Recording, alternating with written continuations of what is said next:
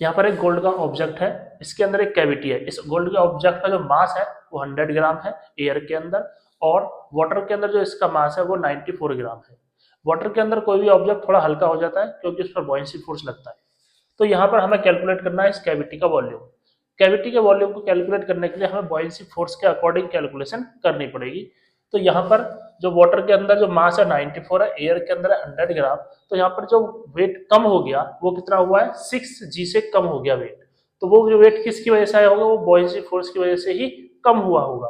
तो यहाँ पर जब बॉयंसी फोर्स लिखा जाएगा, buoyancy force equal to air के अंदर वेट माइनस वाटर के अंदर वेट।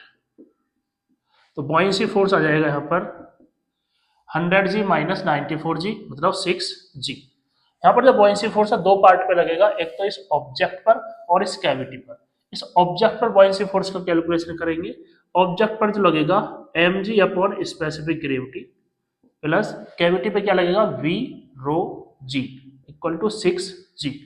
मास कितना है इसका, एयर के अंदर 100 ग्राम, तो यहाँ पर 100 लिखा जाएगा, 100g अपन गोल्ड की स्पेसिफिक ग्रेविटी 20 प्लस v रो की वैल्यू क्या है 1 into ji equal to 6g।